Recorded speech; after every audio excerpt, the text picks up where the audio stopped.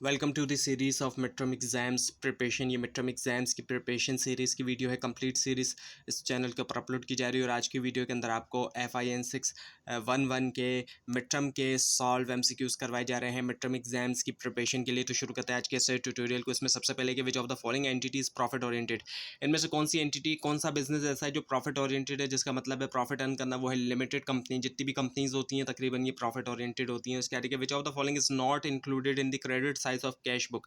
Cash book के credit side में इनमें से क्या शामिल नहीं है, वो है डिस्काउंट रिसीव्ड। उसके आगे receipts and payments account is prepared at the. Receipt और पेमेंट अकाउंट को कब प्रिपेयर किया जाता है? एंड ऑफ द ईयर पे प्रिपेयर किया जाता है। उसके आगे what is the value of cell.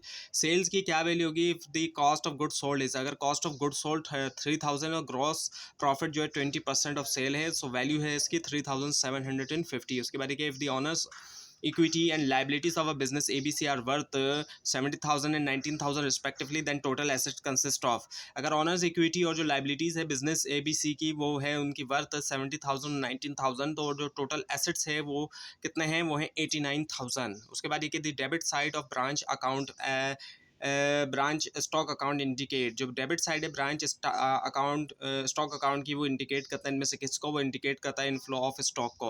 उसके बाद capital shall be maintain at the same figure during the partnership and no adjustment shall be pass in the capital account during the period which method of the partnership capital account explains this. So capital जो उसको maintain किया जाए same figure के ऊपर partnership के दरमियान, और कोई भी एडजस्टमेंट नहीं होगी अकाउंट कैपिटल अकाउंट में उस पीरियड के दरमियान। सो कौन सा पार्टनरशिप का कैपिटल अकाउंट जो है वो एक्सप्लेन करता है इसको? द आंसर इज बी, जो क्या है फिक्स कैपिटल का। उसके बाद rent and rates are allocated and apportion to different departments on the basis, और रेंट और रेट्स को एलोकेट किया जाता है और अपोर्शन किया जाता है डिफरेंट डिपार्टमेंट्स तक। इनमें से किस बेस के ऊपर? द आंसर इज एरिया और फ्लोर स्पेस ऑक्युपाइड। उसके बाद which of the following is true with respect to the sacrifice ratio. Sacrifice ratio के हवाले से इनमें से कौन सा ट्रू है? द आंसर इज ए, जो कि old profit ratio minus the new profit ratio. उसके बाद branch that works independent to the head office is also known as. ऐसी ब्रांच जो कि इंडिपेंडेंटली वर्क करती है उसके हेड ऑफिस से, वो जानी जाती है इनमें से किसके तौर पर? The answer is investment centre. उसके बाद इंडिविजुअल्स और इंस्टीट्यूशन विद एक्टिविटीज और other than trades are known as. Individuals या इंस्टीट्यूशन जो है ऐसी एक्टिविटीज़ के साथ ट्रेड के अलावा वो जाने जाते हैं इनमें से किसके तौर पर? वो जाने जाते हैं नॉन ट्रेडिंग कंसर्न्स के तौर पर। उसके विच of the following statement is not true about the journal entry of the cash in transit. इनमें से कौन सा ट्रू नहीं है जर्नल एंट्री जो कैश इन ट्रांजिट है उसके हवाले से? So the answer is it is recorded by either of the parties. So this one is the correct. उसके बाद which of the following method of profit calculation is quite similar to the single entry system under the branch accounting. इनमें से कौन सा method जो है वो profit calculate करने के लिए उसी तरह सिमिलर है जैसे कि सिंगल एंट्री जो है उसको यूज़ किया जाए ब्रांच अकाउंटिंग के अंदर? The answer is income system, income statement system.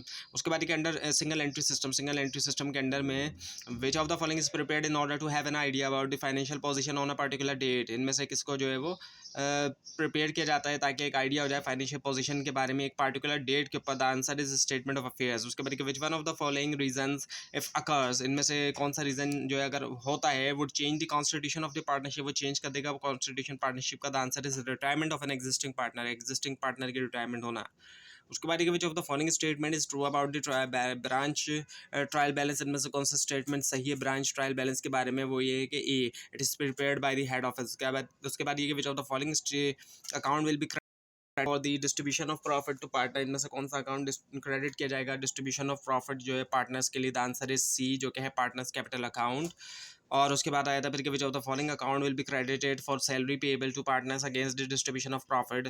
इनमें से कौन सा अकाउंट जो है वो क्रेडिट किया जाएगा सैलरीज पेएबल जो है पार्टनर्स के लिए डिस्ट्रीब्यूशन ऑफ प्रॉफिट के against? The answer is D, जो कि सैलरीज अकाउंट। इसका देखिए capital fund of non trading concern is equal to, जो कैपिटल फंड है नॉन ट्रेडिंग कंसर्न वो बराबर है किसके? एसेट्स में से जब हम लाइबिलिटीज को माइनस कर देते हैं। उसका देखिए which of the following is use to extract the opening balances of fix account in single entry system. इनमें से कौन सा जो है वो यूज़ किया जाता है एक्सट्रैक्ट करने के लिए ओपनिंग बैलेंस जो है फिक्स अकाउंट का सिंगल एंट्री सिस्टम के अंदर? द आंसर इज सी, जो कि statement of affairs.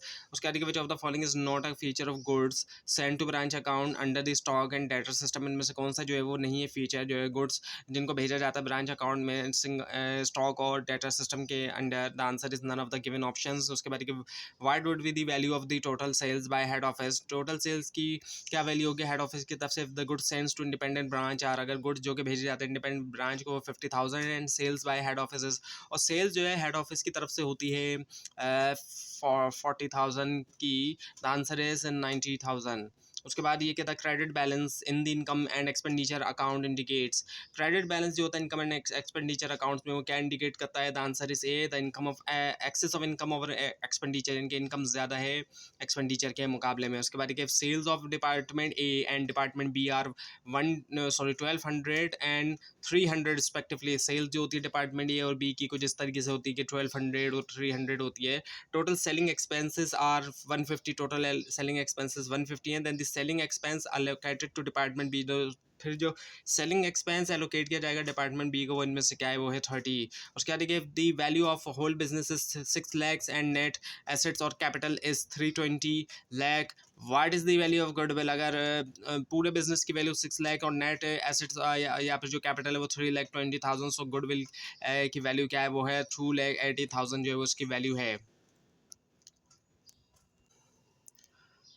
Which of the following represent the partnership agreement in writing, अब पार्टनरशिप एग्रीमेंट जो है राइटिंग के अंदर लिखा हुआ इनमें से कौन सा जो है वो रिप्रेजेंट करता है, the answer is partnership deed, जो पार्टनरशिप डीड होती है वो लिखा हुआ होता है।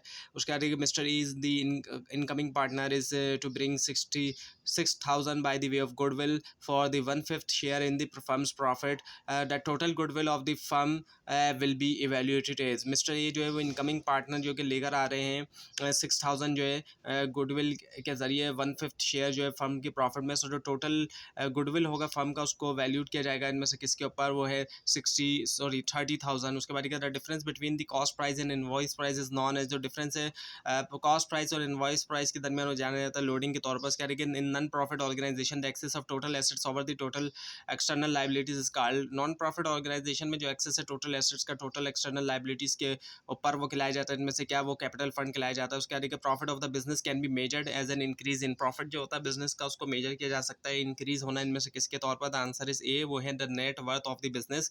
उसके बाद which of the following is similar to the statement of affairs, statement of affairs से सिमिलर क्या है, वो है बैलेंस शीट। उसके बाद under the net worth method of single entry system process as constant by calculating dash and adjusting the drawings, net worth method के अंदर single entry system के प्रॉफिट जो है सर्टेन किया जाता है कैलकुलेट करते हुए डैश और एडजस्टिंग करते हुए drawing, so the answer is increase in capital. उसके बाद which one of the following represent a capital receive, इनमें से किसको जो कौन सा जो रिप्रेजेंट करता है capital receive, the answer is D, जो कि है long term receive from long term loan receive from bank. उसके बाद if the profit is 1/4 of the sale then it is, profit अगर 1/4 है सेल के मुकाबले में तो क्या है 1/3 है ऑफ द कॉस्ट प्राइस। उसके बाद ये कि subscription received in advance by the non profit organisation is treated, जो एडवांस में सब्सक्रिप्शन रिसीव किया नॉन प्रॉफिट ऑर्गेनाइजेशन में उसको ट्रीट किया जाएगा एज अ लाइबिलिटी के तौर पर। उसके बाद the payment the difference of two sides of receipts and payment account represent, जो डिफरेंस होता है दो साइड्स का रिसिप्ट और पेमेंट अकाउंट का वो रिप्रेजेंट करता है इनमें से किसको, द आंसर इज सी, जो कि है क्लोजिंग कैश और द बैंक बैलेंस। उसके बाद what would be the value of the outstanding subscription at the beginning of the year, value क्या होगी आउटस्टैंडिंग सब्सक्रिप्शन की बिगनिंग ऑफ द ईयर में, if the subscription realise were 900 and balance reported in the balance sheet is 400, अगर subscription जो realise किया गया तो 900 था और बैलेंस जो कि रिपोर्ट किया गया बैलेंस शीट में वो 400 था, द आंसर इज 1300। उसके बाद which of the following expense is not allocated in a portion on the basis of purchase of new of raw material made by each department, इनमें से कौन सा एक्सपेंस जो एलोकेट नहीं किया जाता और पोर्शन बेसिस के ऊपर परचेज की रॉ मटेरियल जिसको किया गया हर डिपार्टमेंट में, the answer is canteen expense. बाकी है इसमें डिस्काउंट रिसीव्ड है, इंपोर्ट ड्यूटी हो गया और गैरेज इन्वर्ट भी हो गया। उसके बाद ये branch that work independent to दिया, ये पहले भी आ गया इन्वेस्टमेंट सेंटर वाला के इंडिपेंडेंटली जो वर्क करती है ब्रांच वो इन्वेस्टमेंट सेंटर है। उसके बाद दिया हेड ऑफिस सेंड कैश 49,000, अगर हेड ऑफिस भेजता है कैश जो है 49,000 for the payment of salaries salaries की पेमेंट के लिए during the year under under data system 49,000 would be considered है, सो 49,000 को डेटा सिस्टम के अंडर कंसिडर किया जाएगा क्या, fresh capital for the branch.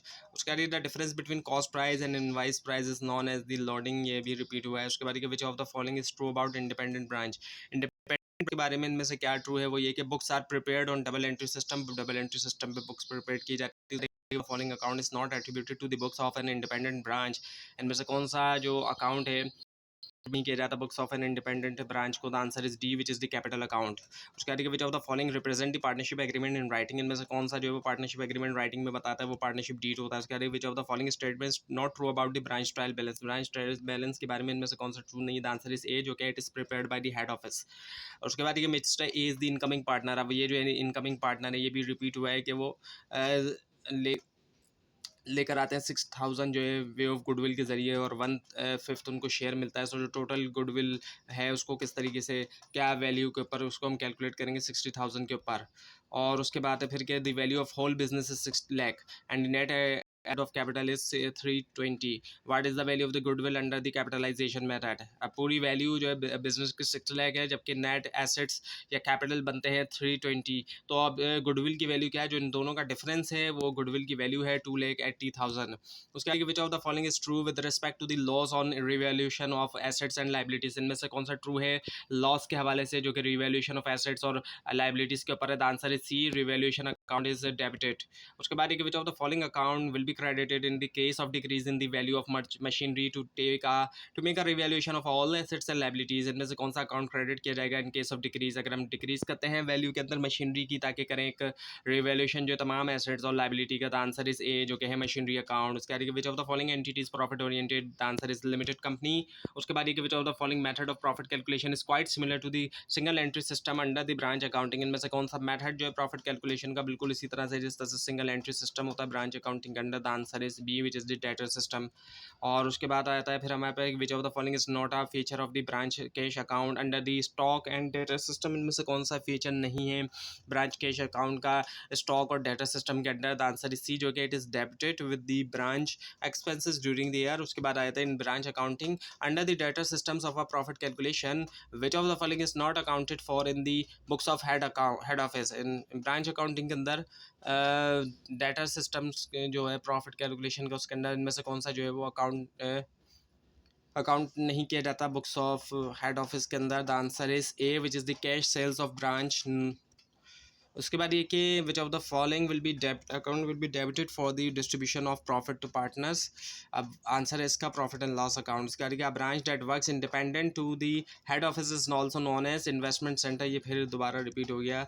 उसके बाद अंडर सिंगल एंट्री सिस्टम के under which of the following is prepared in order to have an idea about the financial position of a particular date, financial position एक particular date के लिए idea लेने के लिए क्या बनाया जाता है, स्टेटमेंट ऑफ अफेयर्स को जो है बनाया जाता है। उसके बाद which of the following is not included in the debit side of cash book, debit side of cash book में इनमें से क्या शामिल नहीं, वो है डिस्काउंट अलाउड। उसके बाद ये है कि अंडर द नेटवर्थ मेथड के अंदर सिंगल एंट्री सिस्टम के process as constrained by calculating dash and adjusting the drawing, the answer is increase in capital. और ये हुआ यहाँ पर ख़त्म। तो ये थी आज की वीडियो। आपको इस बारे में कोई क्वेश्चन है खास तौर पर इसमें कोई मिस्टेक दिखाई दे ज़रूर हाईलाइट कीजिए, और इस पूरी सीरीज़ को देखने के लिए मिड टर्म और फाइनल टर्म एग्जाम्स की प्रिपरेशन के लिए इस चैनल को सब्सक्राइब कीजिए, बेल आइकन के ऊपर क्लिक कीजिए। Thanks for watching this video and best of luck for your exams.